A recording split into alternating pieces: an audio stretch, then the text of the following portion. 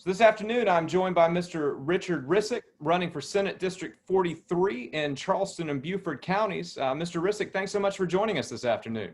Pat, thanks for having me. Glad to be here. Always great to talk about the topic that has fueled my campaign, which is public education.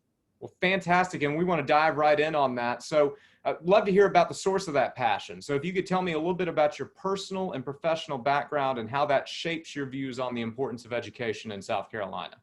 Well, and as you know, we were chatting a little bit beforehand, and if you read through my bio, as you can tell from my last name, it's a little unique. So I am the grandson of Ellis Island immigrants. My grandmother came here when she was 13 years old. My grandfather, a little bit older, fleeing World War I. They basically came here with nothing. Traveled and worked to get to Lorain, Ohio. My father was 6 years old and literally was during the Depression, stole coal off a coal pile of a steel mill in Lorain, Ohio, so they had heat.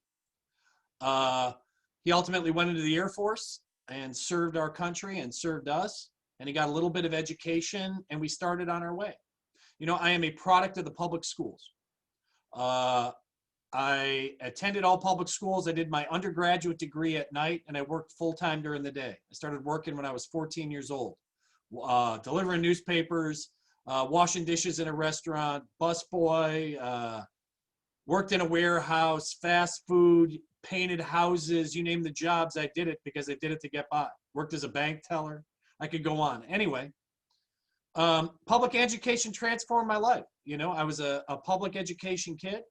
I did my undergraduate at night at a public university in Cleveland, Ohio. I borrowed every penny to go to law school, attended another public university, William and Mary in Williamsburg, Virginia. And today I'm an incredibly successful guy. And in one generation, we went from my father in abject poverty to a successful guy who's running for the Senate. I want my story not to be extraordinary, but to be ordinary, because that is the dream and hope of every parent, every child, is for them to have better for their children. And that's why the first TV commercial I made, and the commercial that starts this campaign, starts with children running happy to school, because that's what we should have. We should have children who wake up excited to go to school, that they are going to start their day and start their lives. And that's why that ad begins, dreams start here, because we know it to be true. And in my personal life, I have dedicated a great deal to public schools. Every school my children attended, and they are all public school kids, East Cooper Montessori, because I'm incredibly passionate about bringing Montessori to public and bringing early education, because I think that's where we need to begin. And so when I had children, I did a deep dive on how children learn, what's it about. I've been involved with East Cooper Montessori, which is a public charter school for over 15 years. I served them as a board member, lawyer, you name it. And I am very proud. I've never charged them anything, and that wasn't the point, but there's a teacher scholarship there named for me. That's how passionate I am about schools. I'm now, and not anymore, but I was on the Wando School Improvement Council. And I've done a ton of things at Wando with helping with We the People, and have gone into schools and taught kids about finance because of a background in tax accounting, as well as the dangers of texting and driving. So when you talk about education and where my passion is, this is where I live, because I want it for everybody. Well, you clearly, the passion shines through, and I want to dig in on that early education piece. Without a doubt. That was something that in the last 2 years, as the General Assembly talked about, quote unquote, educational reform, early education was supposed to be part of that conversation, and largely didn't get quite as much traction as educators would have hoped. So since that reform package has yet to pass the General Assembly, it's likely to come forward in the next session. What do you view as the most important levers for education reform in our state? Obviously, early education, if you want to expound on that, Sure. but anything else as well. Well, let's begin here. And here is the problem. For South Carolina, for the last 20 years, continues to be ranked in the bottom over and over. And we keep sending the same career politicians back to Columbia over and over. And then we all scratch our heads and say, gosh, public education doesn't improve in South Carolina. Perhaps we need a different, if you want to change the makeup of the government and you want to change the trajectory, then we need to change who is making policy. and we need people who are authentic. Patrick, let me give you my favorite thing you never have heard in South Carolina. South Carolina will be #1 in public education in 10 years, and this is how we're going to go about doing it. Have you ever heard anything that sounds remotely like that? No, because in business, do you know how you do it? You set a goal and you make it a priority. You know, Joe Biden's got a great line. He says, show me your budget and I'll show you what you care about. And I will tell you, South Carolina doesn't speak in language like that. We have such a vacuum and absence of leadership on so many levels in so many areas of this state. I'll tell you what leaders do. Leaders tell you, this is the goal, this is where we're going to go, and then we get buy-in. And then you go around to every business leader in the community and every company that's in the community and every mayoral and every county council, and you say, what is it that we can do? What is it that we can leverage? Because this is a state effort. I am tired of South Carolina being an embarrassment. I am tired of South Carolina being 46th on the list. This will not stand, and in 10 years, this is where we're going to be, and these are going to be our metrics, and this is how we're going to go about doing it. But instead, we listen to career politicians who throw their hands up and tell you what can't be done. That's what career politicians will tell you over and over. Well, gosh, we just can't do that. And I'm telling you, we need new citizen leaders who are authentic voices on South Carolina, especially on public education, if we're going to move this state forward. And where it begins, and if you want to talk about one piece of the policy, I've been involved in Montessori education. You know, what I love about Maria Montessori and what I love about the Montessori method is that Maria Montessori said every child can learn. We are the ones who need to find the way. We are the ones that we need to unlock that. Are they kinesthetic? Are they auditory? How do you reach them? How do you touch them? Because you know what? If you give every child a chance at the starting line, they can run the race.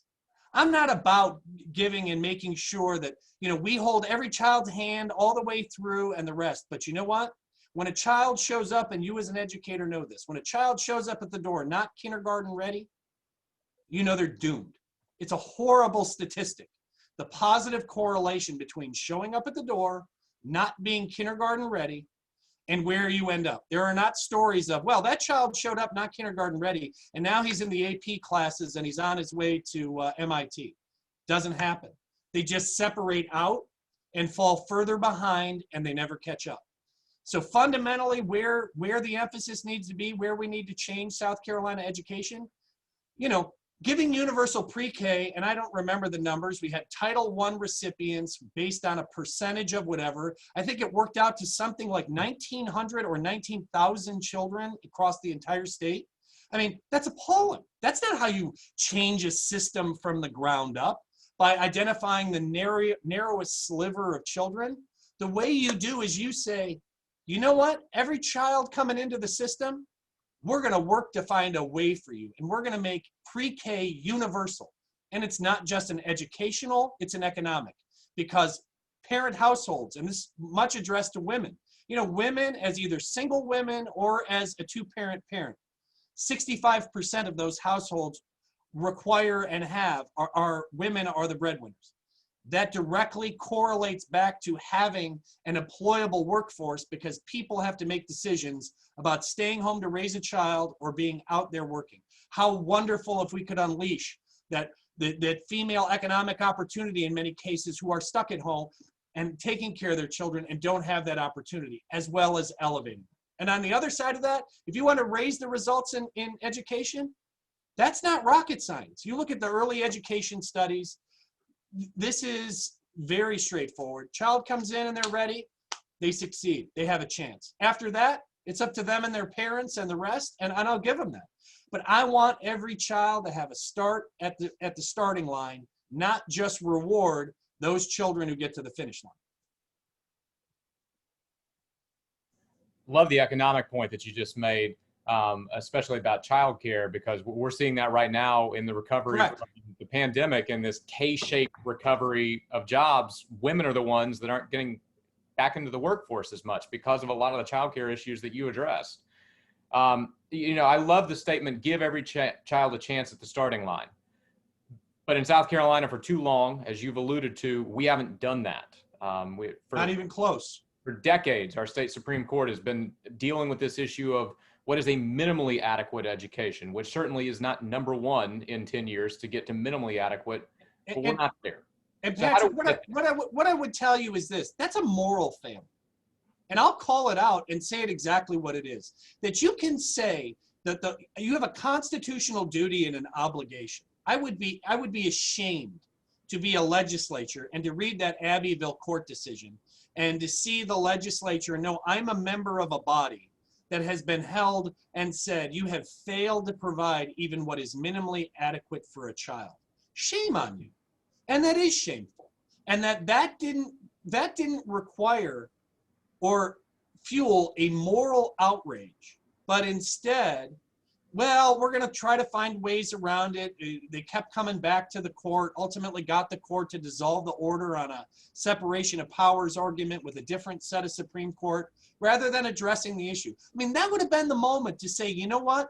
Everyone in the state of South Carolina, no more. This cannot stand.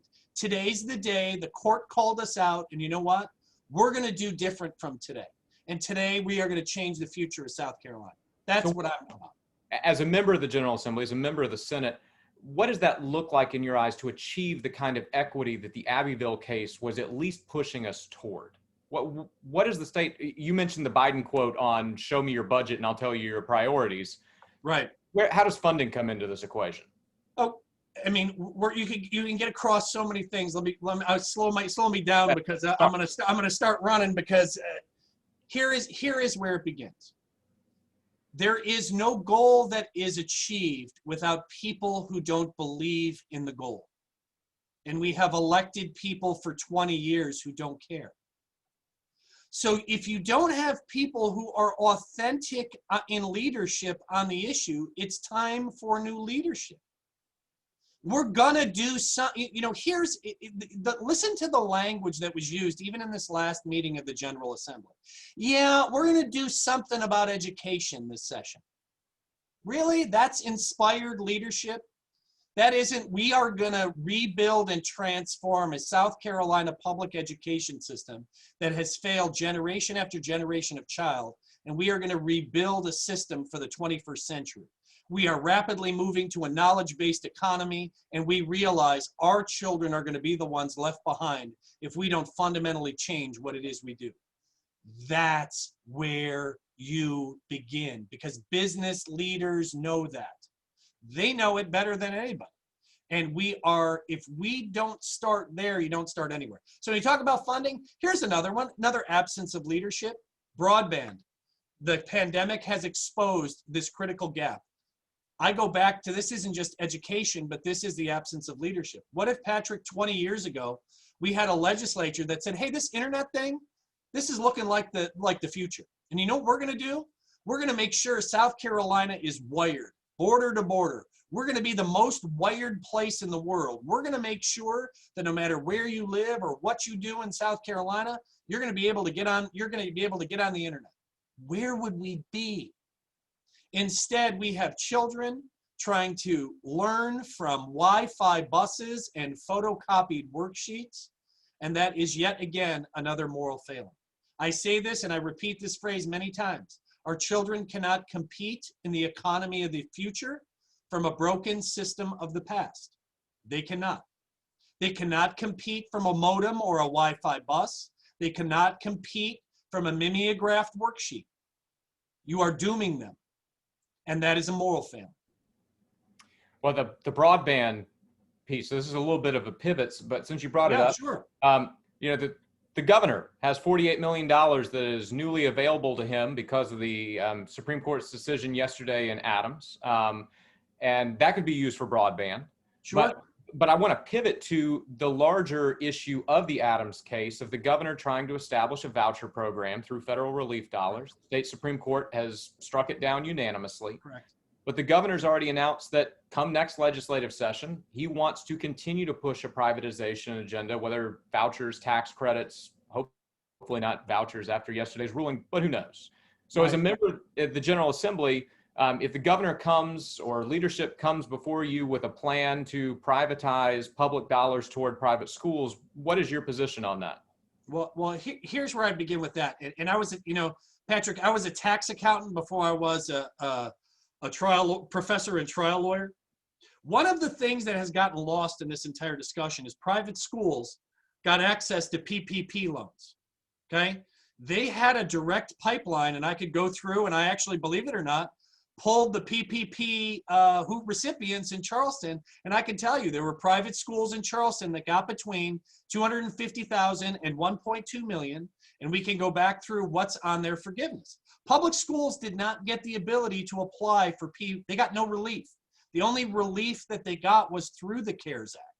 So that's what made it so particularly, wrong. I don't know how else to say it. So particularly wrong is to say they already had access to a stream of money that if they wanted to take that money and create their own private voucher system, they could have. There was a private school, if they got $1 million from their PPP money, they could have given every student a tuition credit. But taking our public school dollars that are supposed to benefit our public school students and turning it over to them is just wrong. And when you want to go about funding, we can go all day and talk about the BSC. When I was involved with East Cooper Montessori, I can go toe-to-toe with you on every acronym. I can talk about EFA. I can talk about your funds and how they come federal and the percentage of students who have a disability, their IEPs, and how that's calculated and where the BSC falls. And for those who don't know, and I'm talking to my teachers, BSC is your base student cost. It's a formula based out of 1977. We've had it for 42 years. In that 42 years, I believe the correct statistic, it has been fully funded in 6 of the 42 years. So then when it is fully funded in 1 year, they go, well, gosh, look, we paid for it. Here's what I would tell you. You don't do repairs and maintenance on your house for only 6 out of 42 years. I can pretty well assure you, you're not going to have the prettiest house in your neighborhood. It's what we have done to our schools. So taking more money, starving a system, and then trying to say that the system has failed and to take money out of the system is the absolute opposite approach. Teachers love a good acronym soup. So I was a professor. I get it. So we can talk about it. So there you go. No, but that was great data. Just the context on the PPE loans. All of Dillon 3 as a school district got $500,000 from the CARES Act. Right. So you have single schools getting $1 million plus in the Charleston area. That's a pretty striking statistic. And that's my point. And I don't begrudge private schools for having access to that, but that's why we created a public and private system. Private schools then had access as a private business to get PPP loans. And I'm not running them down, but to then give them the additional benefit and to divert the public money that public schools couldn't get and to give that over to them is just wrong. Well, I want to pivot to the classroom because we talked about a lot of macro level policies, but I want to get to the classroom level, specifically around teaching. And we have a teacher shortage crisis in this state with thousands of teachers leaving the classroom, hundreds of vacancies every school year. And as a member of the General Assembly, what steps would you push for to better recruit and retain teaching talent in our state's classrooms? I love to use the word talent, in the business world. I am a finance business guy. I've said it before. I was a tax accountant with Arthur Anderson. I run my own law firm. I run my own law practice. I am well versed in business. The first thing I did when I did taxes, I did Fortune 500 and Fortune 500 company taxes and high net worth. And I did reconstructed the books and records of failed savings and loans under the FIREA program going back into the late 80s. In any event, in business, you talk about your product and you talk about your people. That's what business talks about. You talk about your people. We say, why do CEOs make so much money? And we say, we reward talent. Why does this executive make so much money? We reward talent. But yet when it comes to our teachers, somehow the basic economic model in which we all supposedly believe in falls away. And here's what I will tell you, and this isn't a pandering because I'm speaking to teachers, but I mean this sincerely. I have taught in a university. I have been a university professor.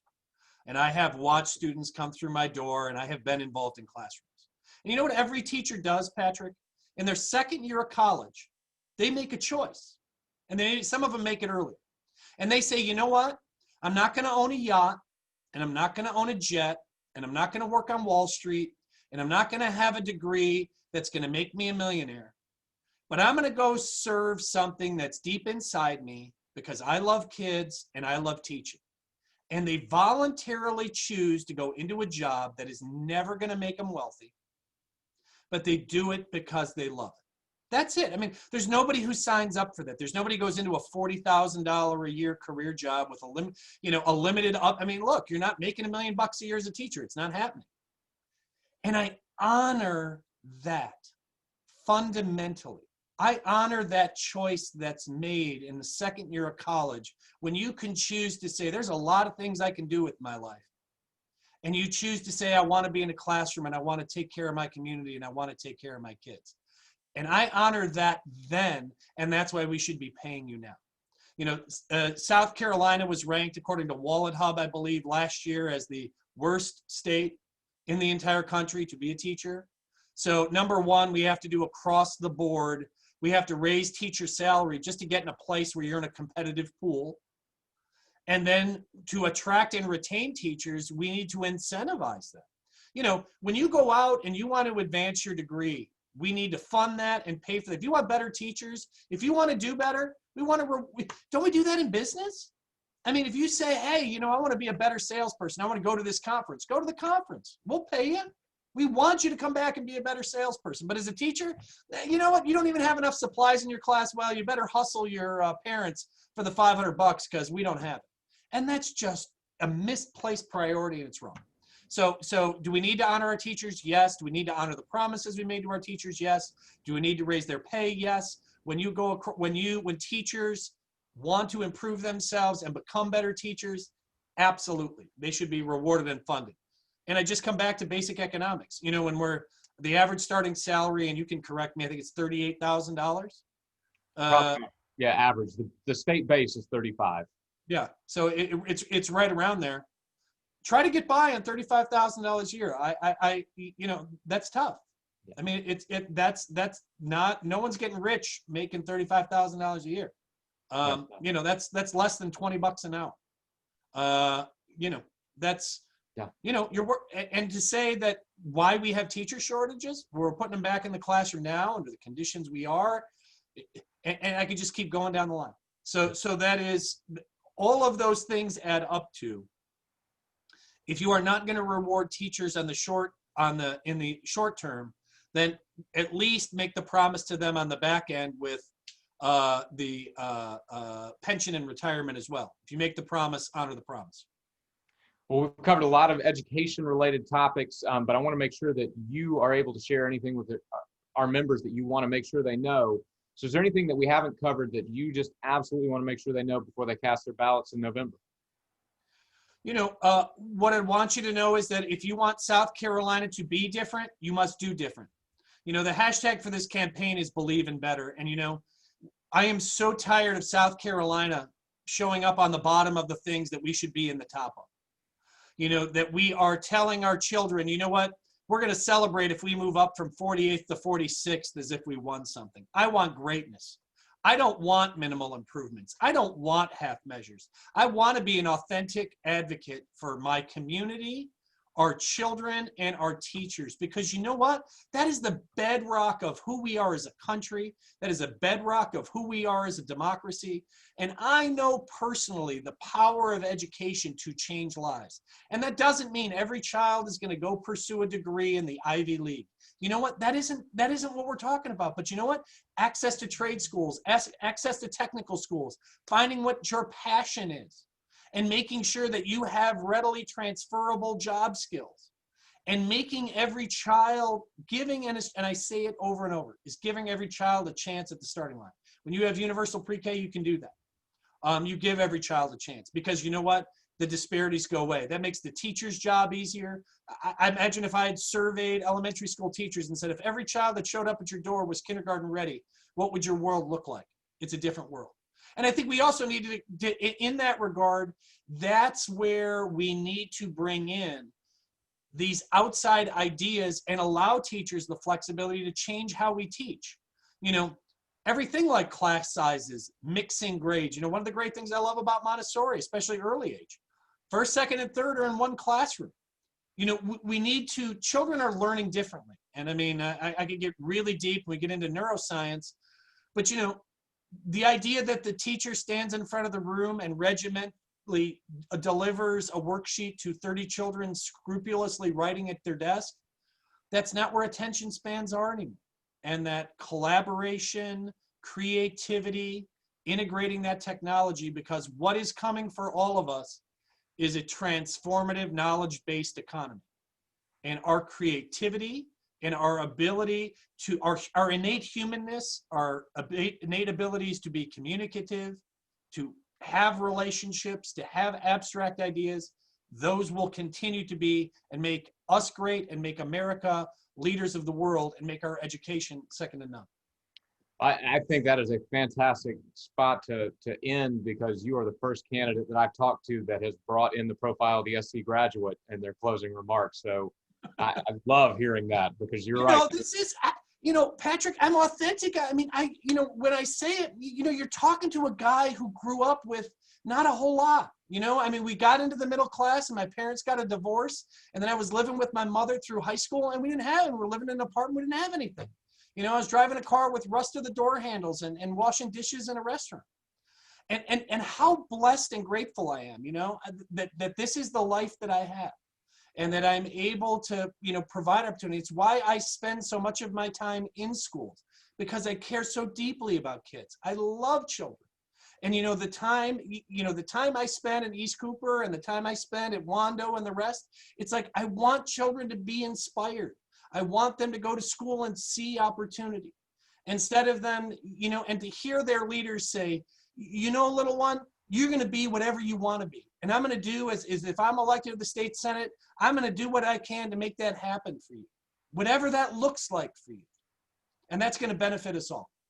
Well, we appreciate your time and sharing with our members. We wish you all the best, and we thank you for your willingness to serve the state and the service you've already done to public schools. But we just thank you for your continued service and passion for our state's children. Well, thank you, Patrick. And last I want to tell you is I was just recently announced I was endorsed by the South Carolina they don't endorse. I was recommended by the South Carolina Education Association. And so I'm very proud of that as well. And please tell your members they can reach out to me through Richard for SC if anybody has any questions. And if I can ever be of service or help to you, please don't hesitate. We will let them know. We appreciate it. Thank you so much, sir.